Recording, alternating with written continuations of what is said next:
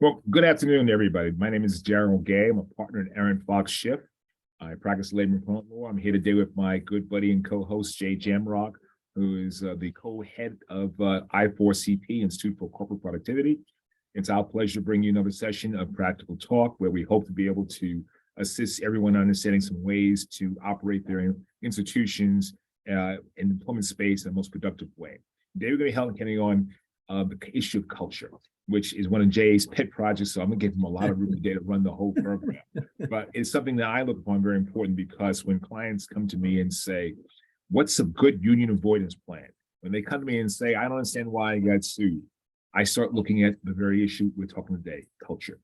How did managers handle people? How did you do something? I always tell clients, you don't get sued because of what you do. You get sued because of how you did it. Yeah. You don't get organized because the employees want basically healthy, more benefits and more salary.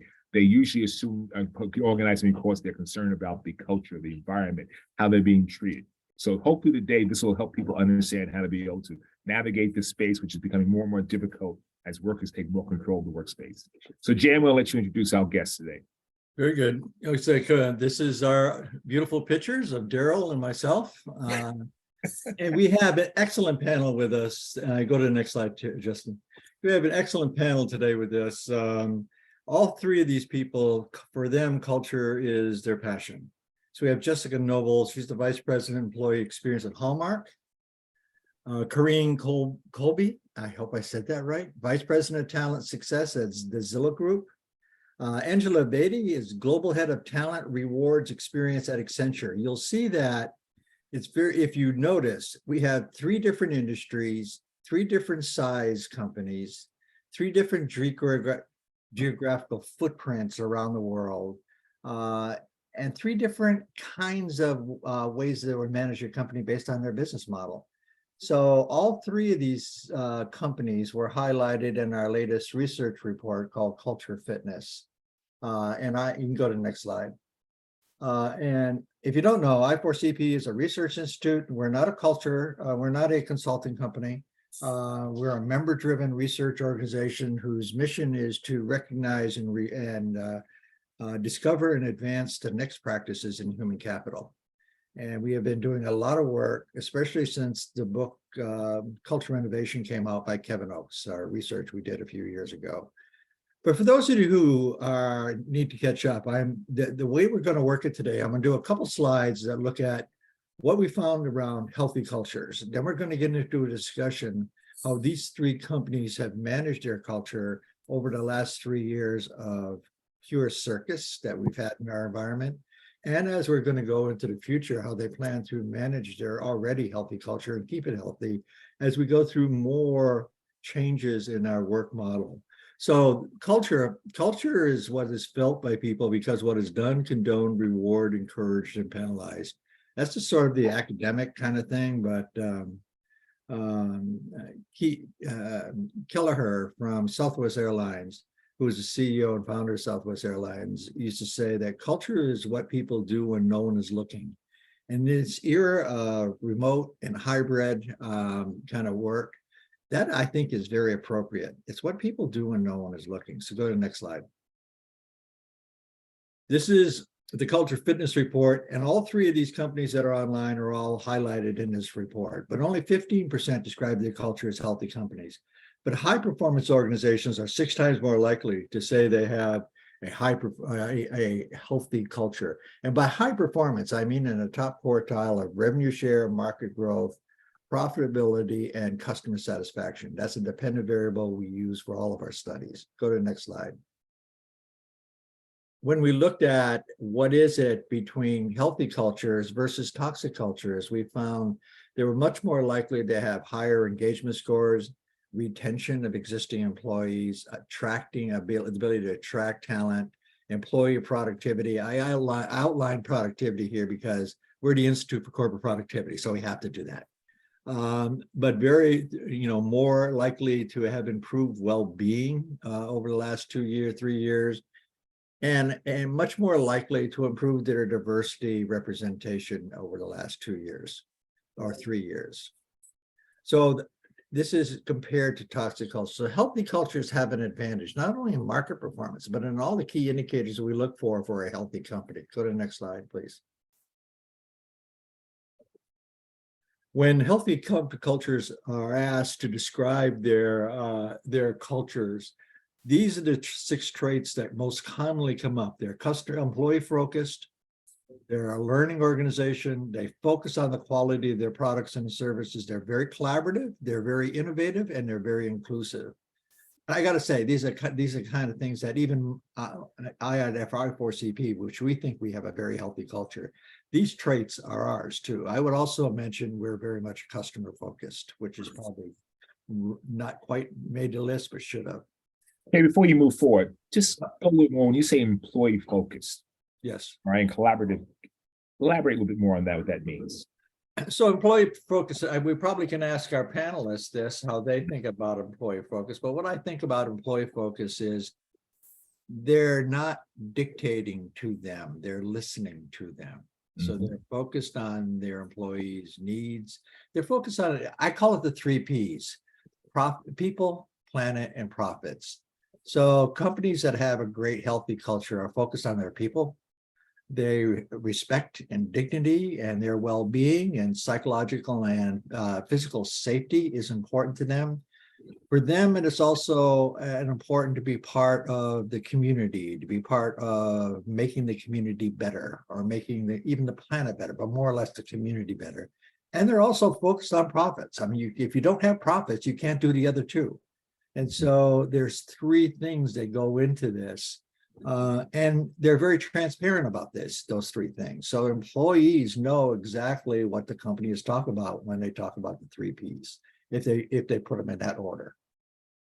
So in innovation, companies to grow need to innovate.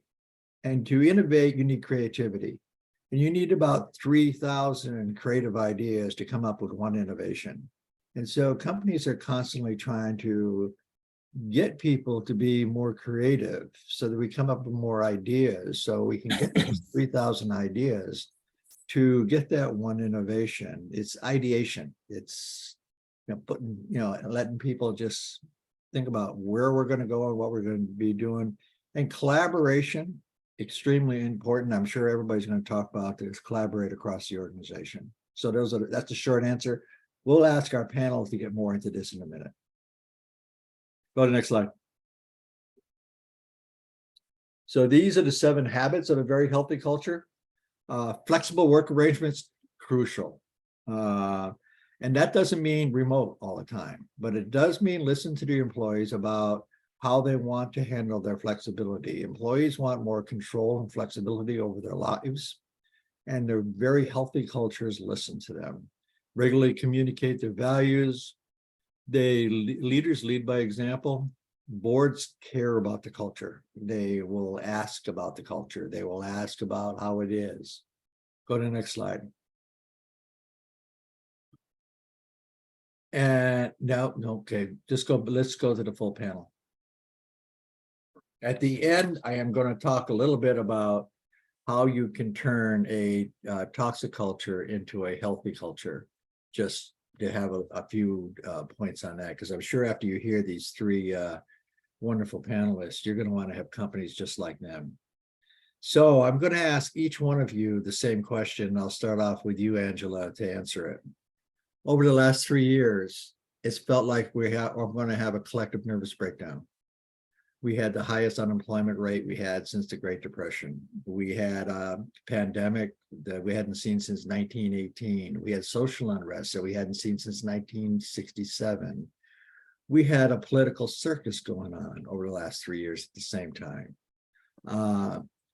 So I want to ask you the first part, I want you to tell me a little bit about yourself, about your company, about your culture, and how you survived the last 3 years. And as we go forward, there's going to be more chaos. We got AI, we've got new working lives. I mean, there's a whole different stuff that's going to be hitting us over the next 3 years. So I'm going to start with you, Angela. It's a long question. I'm sorry.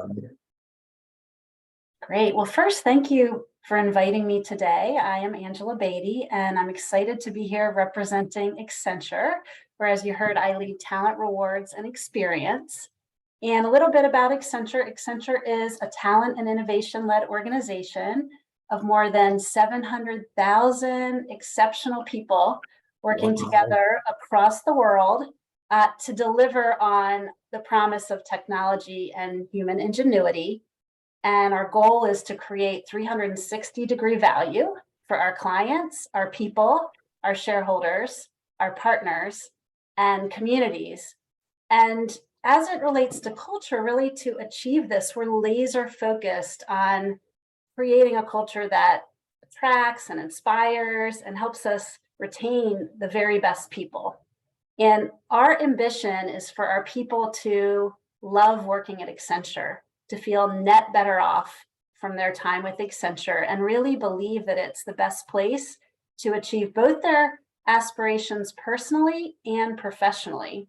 And I know that I'll have opportunities throughout our discussion today to share more about how we do this. But one of the questions that I often get is, given we are so large and so geographically dispersed around the world and have many different businesses and wonderful individuals, so there's many cultures that we're bringing together, the cultures of countries, right? The cultures of individuals, people's affinity groups. How do we have a unifying culture? And one of the key ways that we do that is that we have a set of leadership essentials. And this was something that our CEO, Julie Sweet, developed and shared when she first took post. And these really encompass our core beliefs and behaviors.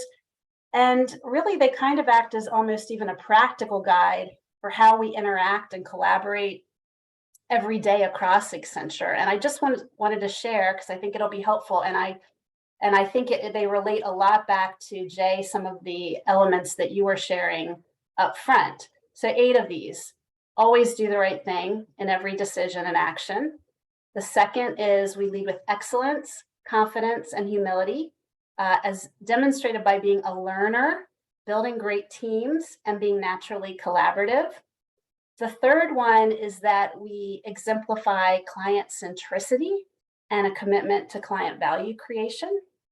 The fourth is that we act as a true partner to each other, our clients, our ecosystem partners, and our communities.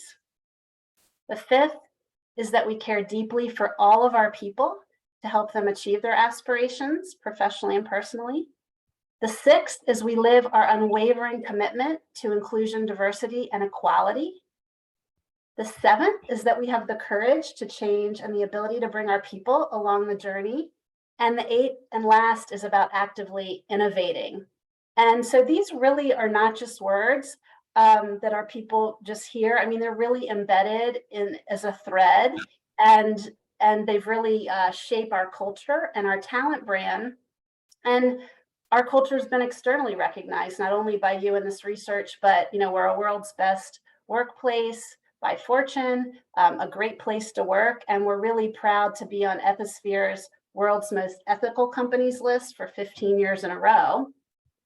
So that's a little bit about Accenture. And then I'll touch on the other part of your question, which is what we've been coming through, a really intense couple of years for a variety of things. And maybe I'll just give a couple of examples of how we responded to that crisis and how our culture really served us in that. And I'll go back to the caring deeply for our people. That tenet really allowed us to quickly prioritize, whether it be the COVID pandemic, whether it be the conflict in the Ukraine, whether it be other kinds of social conflicts, that we could kind of come back to that as a priority and have that lead us in prioritizing and how we could take quick actions. And one particular example I would say is during the pandemic, we really took the approach of supporting not only just our people, the employees, but also their extended support, their families, people that might have been helping to care for their children or relatives, offering COVID testing, vaccines for a wider network as an example. Another example would be in response to the Ukraine crisis, where we introduced a range of support for our people as well as impacted families crossing borders. And one of the things that we did there as well was to a starter academy in Poland, which was dedicated to female Ukrainian refugees, where women could join the program regardless of whether they already had any technology experience.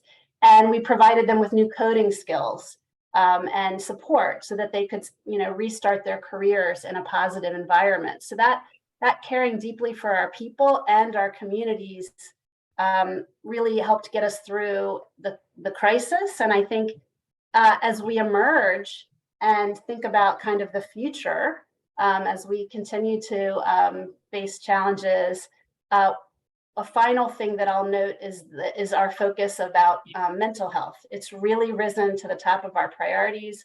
We know globally it's a focus, and certainly at Accenture it is for us. We named a chief health officer as a new role. We were really pleased to have Dr. Tamara Brownlee join the Accenture leadership team.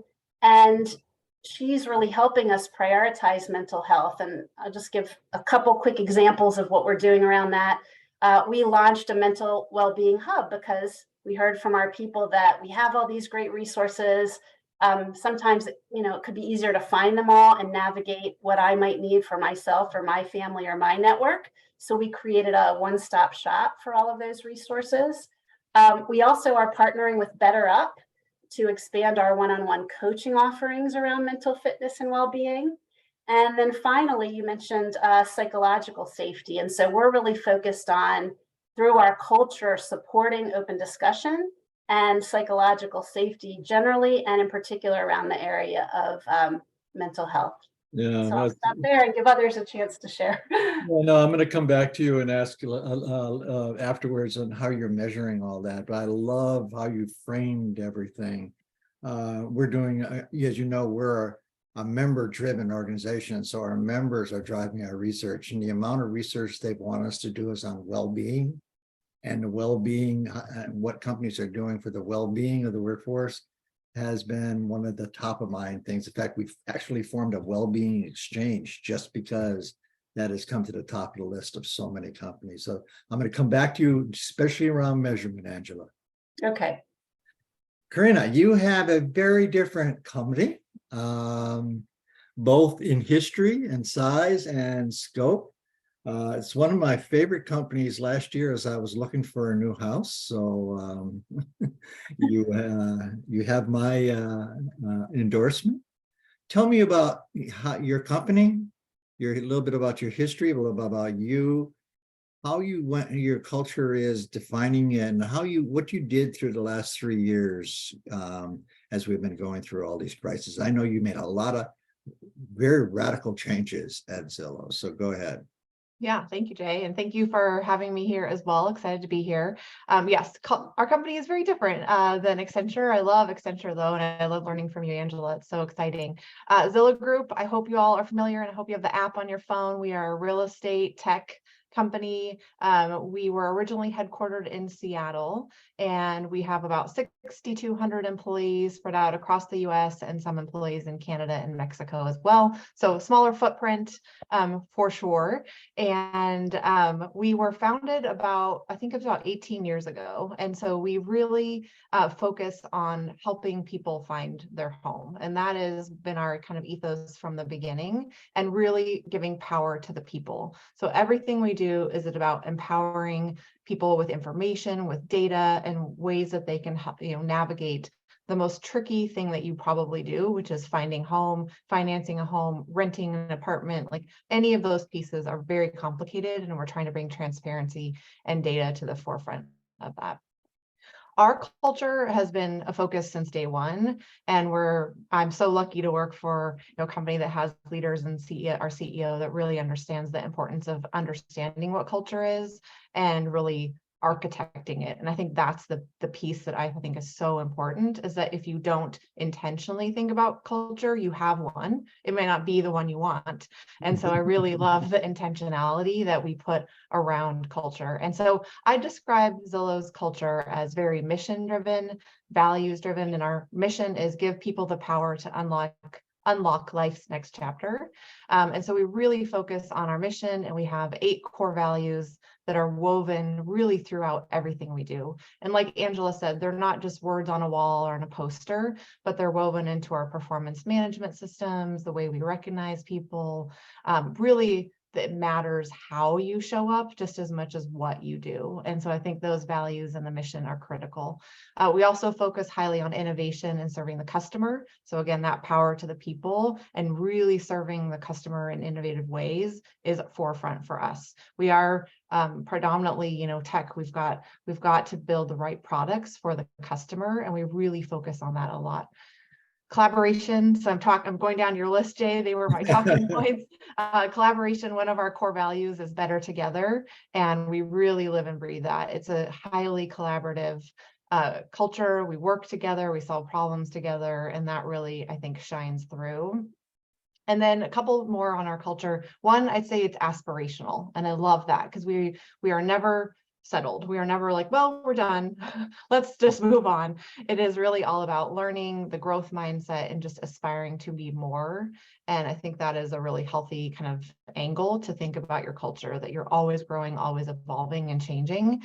And then lastly, I think it's a living and breathing organism, kind of like an ecosystem. Every single person owns our culture, just like our leaders do, just like all of us. We all contribute to it and we all can impact it. And so I love that and feel it where our people feel really empowered to change and evolve the culture.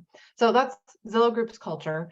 How we've survived the last 3 years, and I loved how you called it a circus. It definitely felt like we've been in a 3-ring circus.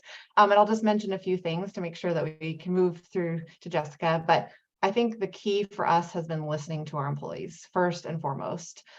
We put in, right at the beginning of the pandemic, weekly surveys. We were trying to understand how people were doing, what do they need, how can we help them? And now, of course, we're not doing weekly. We've moved our cadences throughout, but we're always looking at what do we need to ask? What do we need to hear? How do we listen to our employees, and how do we take action? And I love this line that we say, remember that employees are people first. They're humans. And so I think, Angela, you touched on that as well, the mental well-being. These are people with lives, their complexity, and so much going on that they were trying to navigate themselves with all of their family and schools and mental health. And so really just remembering that they're humans first and taking care of them was first and foremost for us. And then equipping our managers. I always say that like the culture is really the day-to-day interactions most employees have is with their manager. And so we have to equip our managers to lead the teams through all of this complexity, because that is really who most people are talking to daily, see daily, and really hear from. And so we made a conscious effort to give our managers the tools, the resources, and everything they needed to help navigate through the last 3 years. So I'll pause there and stop and turn it back to you, Jay. There's a couple places I'll probably come back and ask you, especially about your CEO's role, because I found that most companies have a strong culture, also have a strong CEO who really backs the culture. So I may come back to you a little bit more about that. Jessica, I'm sorry to put you last, but your company turned me down when I applied for a job in grad school. But I knew back in grad school you had a healthy culture because I did the research back then. So you've had a healthy culture for years. Tell me about you. Tell me about your company. Tell me about your culture and how you survived in the last 3 years. Sure. Well, thanks so much, Jay, and thanks everybody for having me here today to talk about culture and talk a little bit more about Hallmark. I'm very passionate about this topic, so I'm thrilled to have the opportunity. So I am the Vice President of Employee Experience for Hallmark. Sorry, my boss was calling. Let me just dismiss that.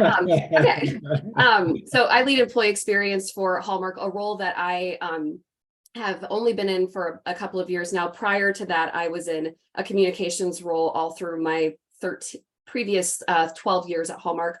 Hallmark is a family-owned, privately held company that was established in 1910 by a gentleman named J.C. Hall, who took a box of postcards that ultimately became the greeting card category that we know as it is today. Hallmark owns, most of you probably know that we own the Hallmark Media Group, which is the group that puts the Hallmark Channel out, and including the wonderful slate of holiday movies that we all binge on every year. Hallmark also owns what you traditionally think of as Hallmark. We call it internally Hallmark Global, but it's the organization that's accountable for manufacturing and selling our greeting cards, gift wrap, Christmas ornaments, gifts, the digital ways in which consumers interact with our brand. And then Hallmark also owns Crayola, which could be news to Really? people. Yes, Hallmark owns Crayola. We acquired Crayola from Binney and Smith in the early 1980s. One of the trademarks that make all three companies that live underneath the Hallmark umbrella, something that they all share rather, is we're a very purpose-driven company. Hallmark exists to help people live caring, connected lives full of meaningful moments. Crayola exists to help parents and teachers raise creatively alive children, and Hallmark Media exists to help tell authentic stories that connect the human spirit. So no matter where we end up in our businesses and our business results, we are all guided by our purpose first and foremost. And Mike Perry, the CEO over all three of the organizations or the businesses that make up the Hallmark portfolio, lives and breathes that. Part of what, and I love, Jay, that you mentioned, hey, even when you were looking at Hallmark decades ago, you were encouraged by the fact that we have a strong culture. Back in I'm talking decades and decades ago, so 60s or 70s, our founder's grandson, his name is Don Hall Sr., we refer to him internally as, he codified a set of beliefs and values that we adhere to today. Those beliefs and values are things like we will maintain our private ownership, and innovation is at the forefront of what we do. One of the elements of our beliefs and values is people are our most valuable resources. And by people, we really mean our Hallmark employees. And that commitment to them that's codified in our beliefs and values, I believe, lives on through the culture that we've established today. So how we've survived the last couple of years, I have to laugh, because in addition to the unprecedented pandemic and the social unrest and the inflation and the unemployment rate, Hallmark also was in the very unique position of just having gone through an entire leadership change. So the very tail end of 2019, Don Hall Jr., who is the grandson of the founder of our company, stepped down as CEO and moved to the position to lead our board of directors. And Mike Perry, our current CEO, was named the CEO of our organization. As a result, domino effect happened, and we ended up with a completely new leadership slate, from Mike Perry at the very top to the three leaders that are leading Hallmark Global, Crayola, and Hallmark Media today. So literally right before the pandemic, right before 2020 happened, we had an entire leadership change. Hallmark is also, in 2018, began a multi-year ERP business transformation initiative to overhaul all of our systems. So in addition to all of those external factors that were completely disruptive to our business and our consumers, we were dealing with a lot of change and turmoil internally as well. So we were like super uniquely traumatized, I guess, over the last couple of years, given what Hallmark was also dealing with internally. So what's been great about how the company has kind of shown up in that way is, first and foremost, they established the organization that I lead. Prior to the role that I'm in today in the organization, the way that it is today, which is truly about employee experience from hire to retire, and the ways in which we can care for and support and grow and develop and retain our employees, you had disparate groups, human resources, communications, events, talent development, that all sort of worked alongside one another, but not in a cohesive manner. So Mike Perry and my current boss, Smith Holland, they got together and say, how do we create an organization that's literally focused on culture and the employee, and thus the employee experience organization was born 2.5 years ago. So during that time in which our employees kind of needed the organization more than ever, needed the care and comfort that business could provide them during the time in which they were dealing with so much other uncertainty, they created strong focus around our employees. Much like Angela and Karina shared, we did a lot of things around as the employee experience group was established, around just starting first with listening, checking in with our employees to understand, hey, dealing with a lot, working in new ways, What are you feeling? What are you thinking? What are the things that the company should be doing differently? And then we used those insights to establish a number of things, one of which was these cultural attributes that we've adopted.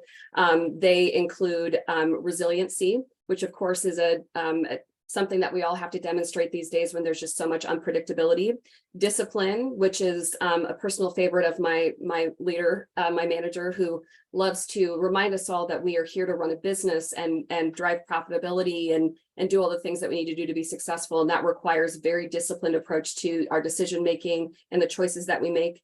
Consumer-led, of course, the consumer is at the forefront, and delivering our promise to her is at the forefront of everything we do. Growth mindset.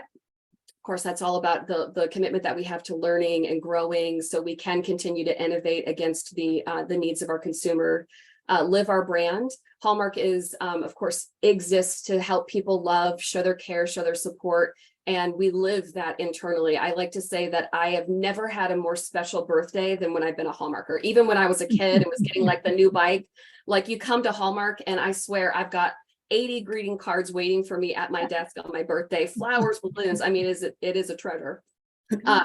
One Hallmark, because we are an organization with 18,000 employees around the globe, we like to operate as one organization, not just our single, Kansas City-based operations versus Japan-based operations.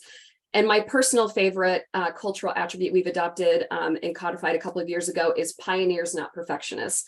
My tenure at Hallmark, as of the last 14 years, it's been very clear to me that we have a very perfectionist mindset. And if you think back to this old Hallmark slogan, when you care enough to send the very best, there's been this obligation internally for us to do work that is like the very best, but you can't work as quickly as you need to work if you're expecting everything to be the best. So we have this mantra now where it's part of our cultural attributes where we're pioneers first, not perfectionists. So we get off the starting blocks, we try, and we're not going to get it perfect, but getting started is a way of thinking about it perfectly, right? It is progress. So just a couple of other things that we did besides establishing and driving action and awareness against and adoption of those cultural attributes.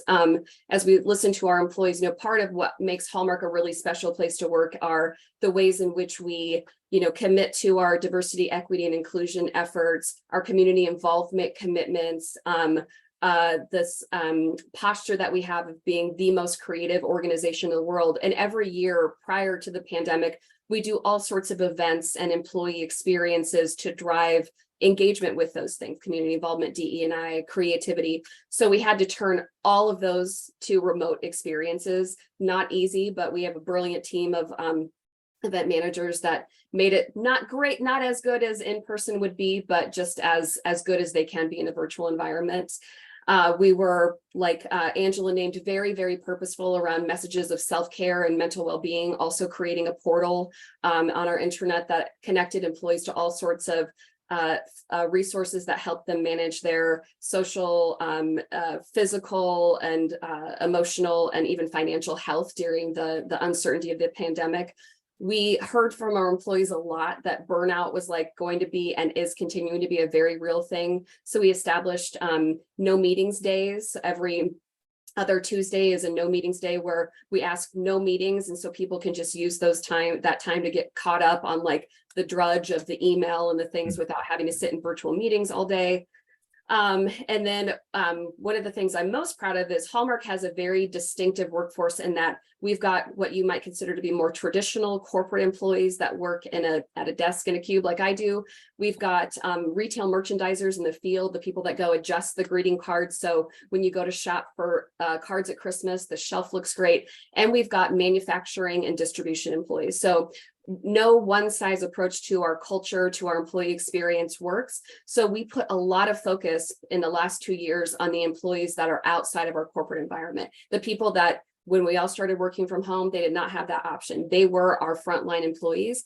So we created stronger sense of purpose around the work they do and the role they play in fulfilling Hallmark's purpose.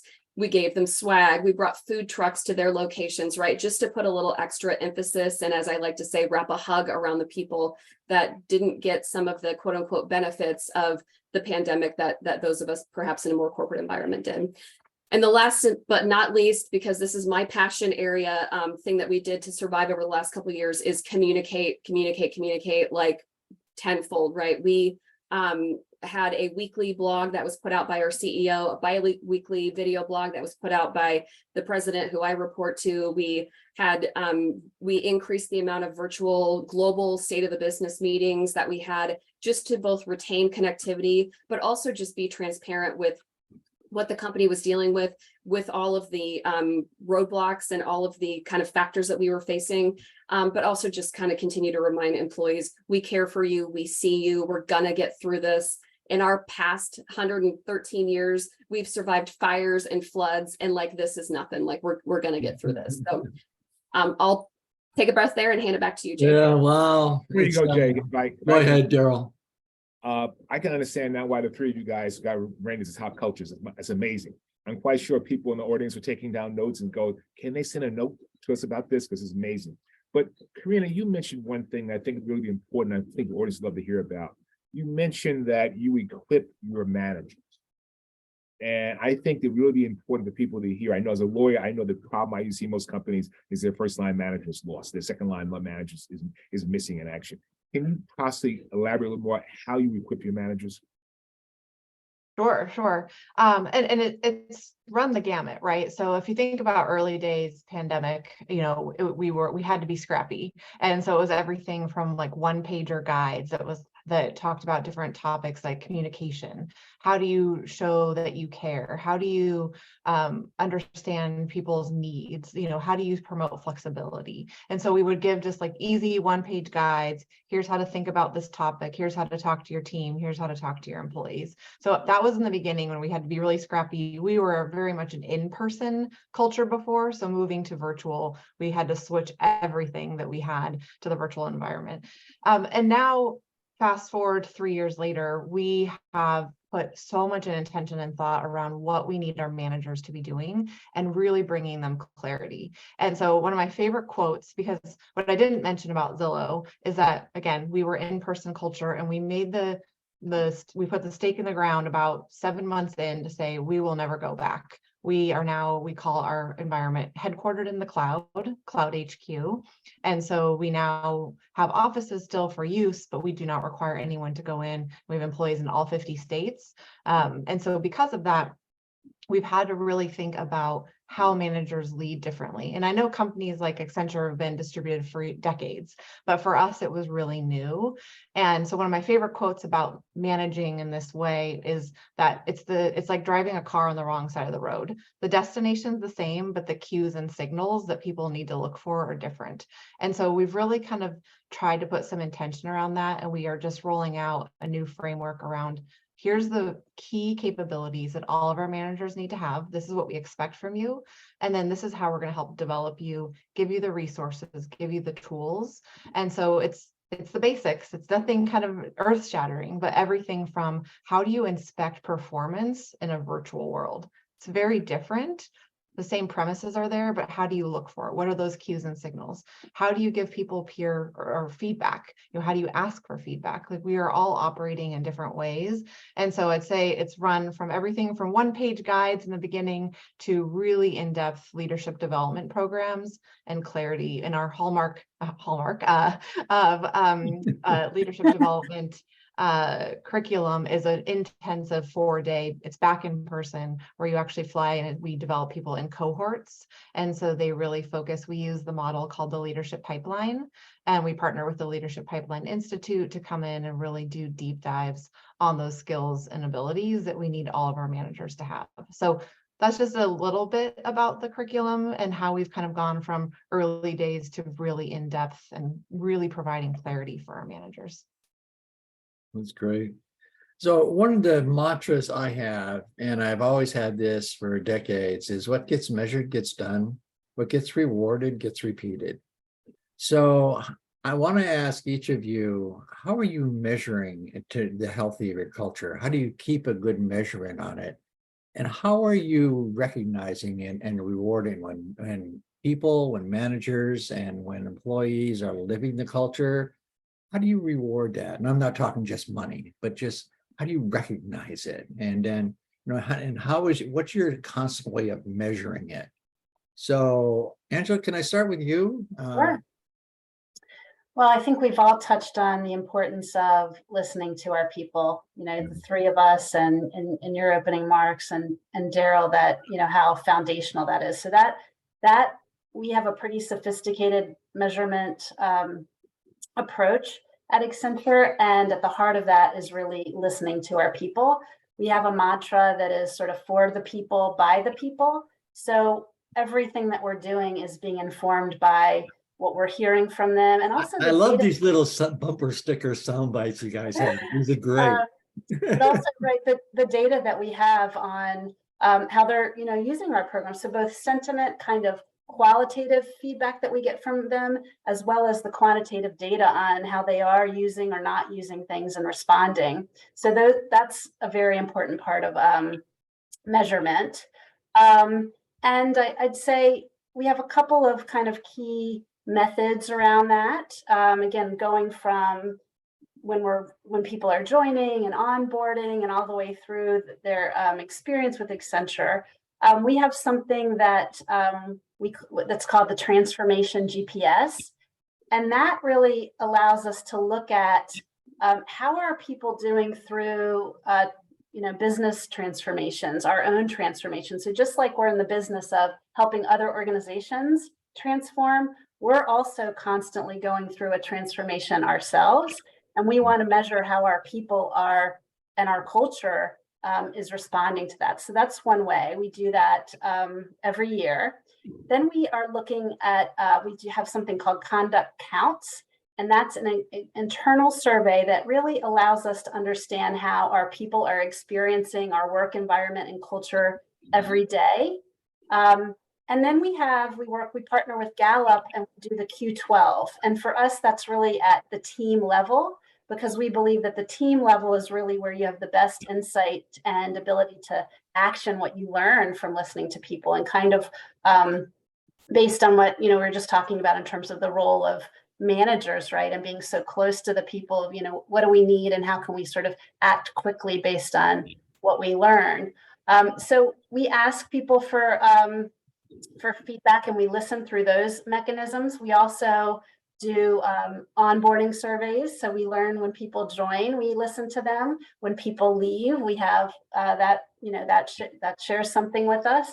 And then we also do a lot of sort of custom pulse listening. For example, I think Karina and Jessica both mentioned the importance of listening and shaping the kind of future of work, return to work effort. And that was the same for us at Accenture. We had, I think, an 80% response rate from our people when we asked them to help shape what our future of work was going to look like. And nearly 90% echoed the importance of flexibility and the many shapes that takes. But certainly we do custom things at points of time to understand. We also ask for our clients. Our clients are so important to us. So we also ask for our clients for feedback. And I would say in terms of who we share that with, right? That's also our board, we have a board committee that is focused on people, culture, diversity topics, and we report back to them. We just did in our last board session a workshop around culture and our listening strategy. We're regularly reporting to our global management committee. Our CEO, has a pulse, and our business leaders on what we're learning. So that's just a bit about our measurement and listening. Just a little. That's awesome. Daryl, you have a question? No, I just said just a little bit. It's Okay, very significant. It's demonstrating top to bottom measurement. Everyone's involved, which is really Correct. good. And I saw both Karina and Jessica shake their heads, and I'm sure you're doing almost pretty much the same thing. So I know that the better companies are doing comprehensive listening strategies, reporting to their boards, reporting to the CEO, and the CEO is very involved with the culture. And Karina, you mentioned your CEO. Could you tell us a little bit about your CEO's involvement in culture and how important that is?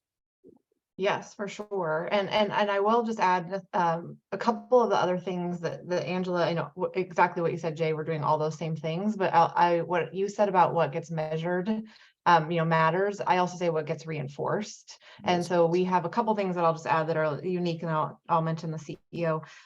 We have a karma point system where everyone can give each other karma points. There's no monetary value, but it's literally you write a message and it gets posted on our internal directory, and you select a core value that the person demonstrated. So that reinforcement of, okay, this person's demonstrating this core value, we see it, we feel it, I'm identifying it, and you are, demonstrating that. So I think that's important.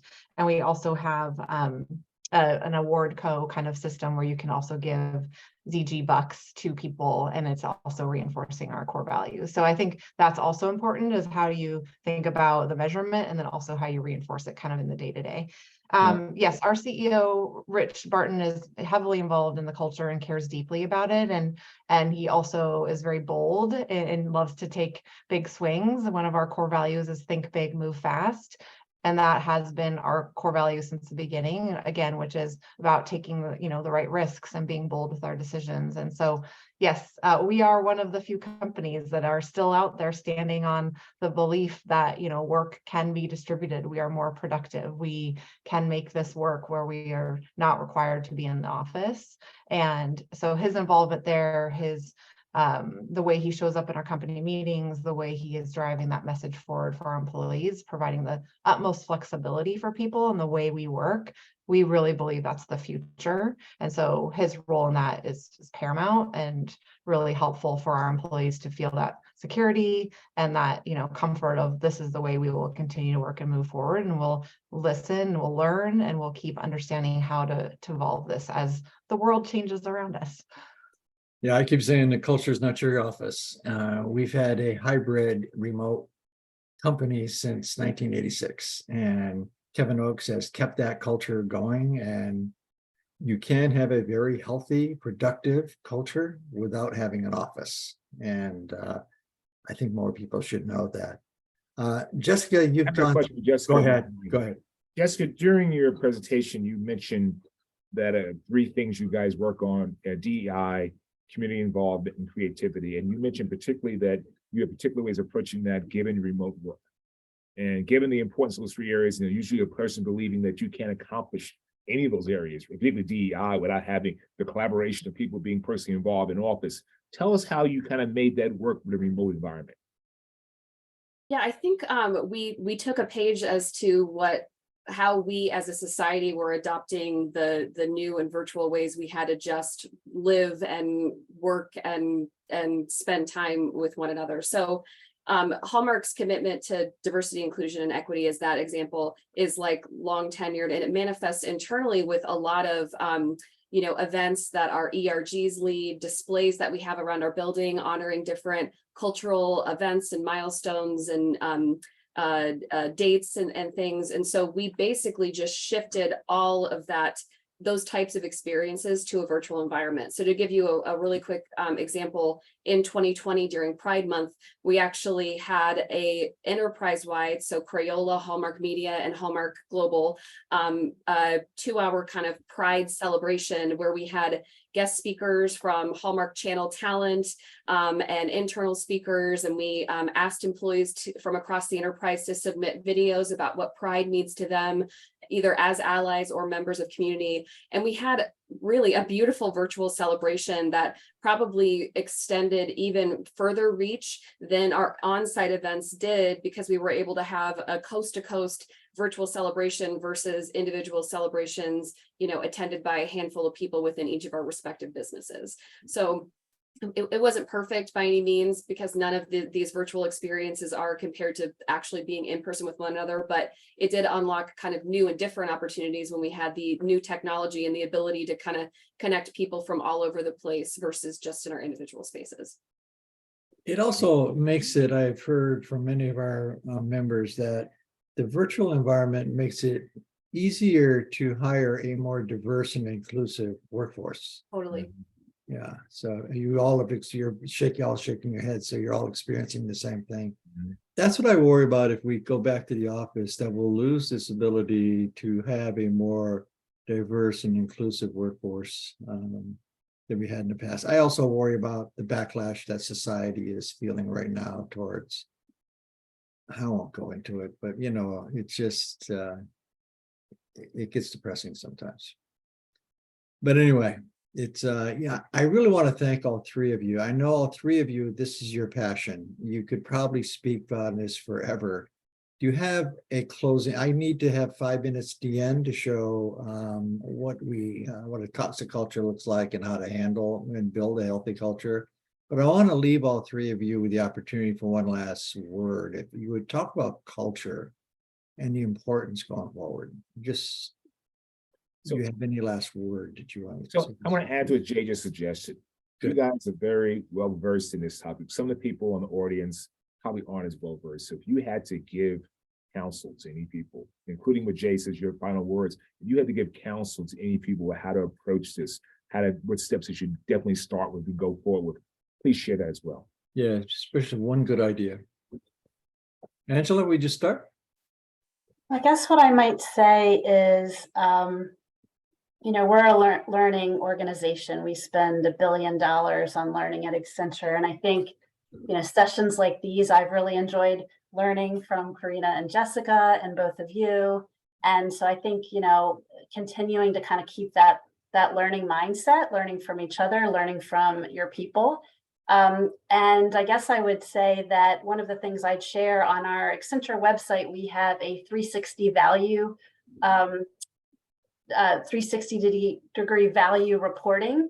And so if people are interested, because like you said, I could probably talk about this for hours and hours and hours, but we have a report there that shares, more about our practices and our research. And so I would just offer that as a place, if anybody is interested in more about what we're doing at Accenture, you could find more there. It's all free right there on your website. Okay, great. Yeah.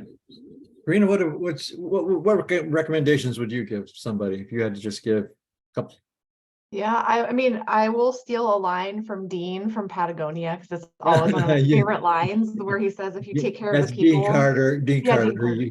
Dean Carter Yeah. used to be the CHRO at Patagonia. And of course, That's right. Patagonia it was the only company that got a virtual standing ovation at our conference. We had a virtual conference and he had a virtual standing ovation when we talked about his culture. Go ahead. Yeah, Karina. it's amazing. And so he always talks about taking care of the people will take care of, if you take care of the people, they will take care of the business. And so I think if you are on an uphill battle to really have your leaders understand the importance of culture, like that's the message. You have to really lean in and build the right culture. And if you do, it really proves that it will help the business and the profits, one of the P's that you mentioned, Jay, it will ring the register. And so I would say by starting the conversation with how can you architect it, like it has to be intentional and just take parts and pieces. What is one thing that you can do to start to shape the culture in a new direction? You don't have to do all the things we talked about, but do you have a set of values? Do you have, a listening strategy? Like pick one of those things and intentionally put some time and effort around it and work with your leaders to get buy-in. And I think that will help move the needle for you in terms of how you think about culture. That's great advice, Karina. Jessica, you close the door.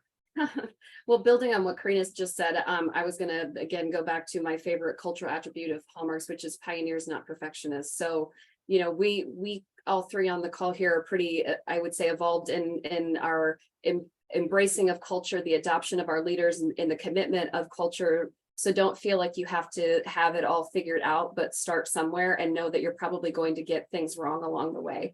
The other thing I would say is make culture as important when you talk about your business strategies, right? And you're talking about innovation and grow your keepsake ornament business and blah, blah, blah. Growing and maintaining a healthy culture and a positive employee experience should be on the same placemat with the strategic business priorities that you have.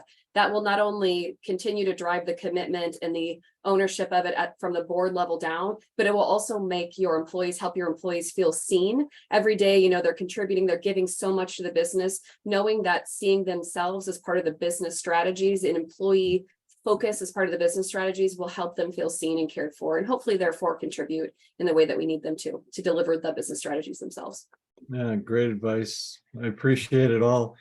And I know, like I said, you all three can talk forever on this subject. You have passion for it. I'm sure you're going to get a lot of LinkedIn invites to talk more to other people. I hope you will share to other people like you shared today.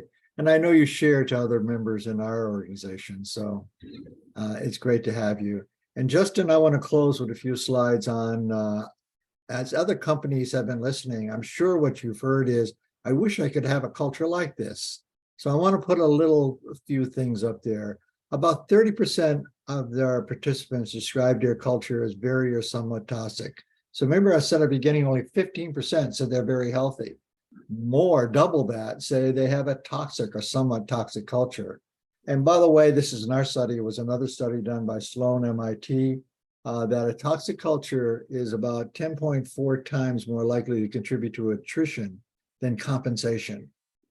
So culture means a lot more than even compensation today. So go to the next slide. These are the 9 toxic culture traits, and we've had some fun with these, but if you're bureaucratic, non-respectful, non-inclusive, disrespectful, chaotic, cutthroat, hierarchical, insensitive, conflict avoidance. What do you think? How do you think a CEO comes across when they dictate return to office? Without being intentional about it, without being listening to the employees, but say, you will come to the office because it's immoral to work from home. How do you think that goes over?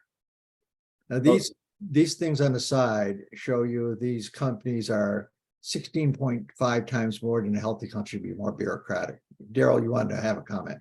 I want to say that, these very things you're pointing out, I constantly, I mentioned this earlier in the session, have clients come and say, can you put together a union avoidance plan? Can you help us figure out how to reduce the number of lawsuits? The very things you're raising are the reasons why they're getting sued or having unions feel need for third-party intervention. I was reading an article, I forget the company now in the paper, where they just got a new CEO, and the new CEO decided everyone had to come back to work. And this company was operating very effectively, suddenly has the employees talking about unionizing. Because very things you're pointing out, the bureaucratic dictate, you've got to come back to work because I said so. Yeah. Very much the problems. I think companies come to us as a lawyer, my job is to get you out of trouble.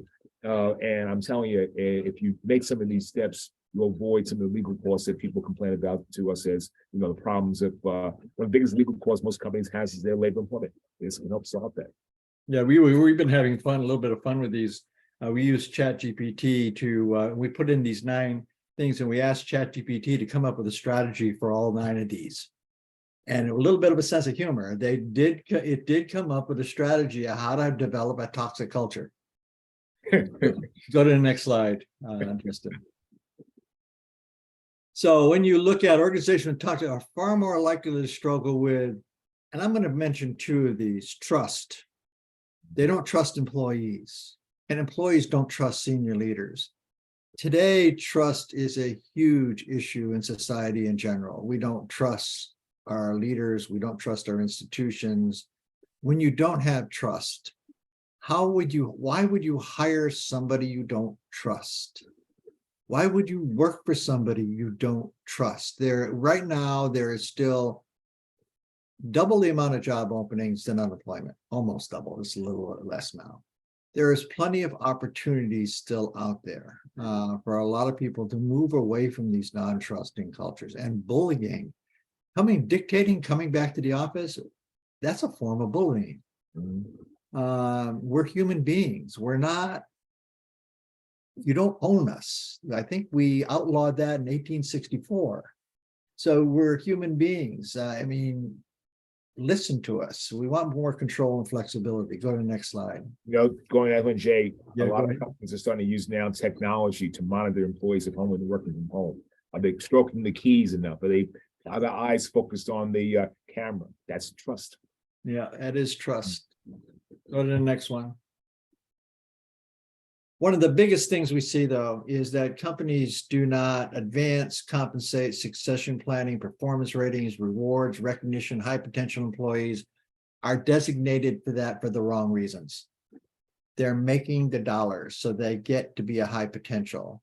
So, and we've talked about this before, but at I4CP, we have always advocated that it's not what in your potential, but what and how you do it. That becomes very important.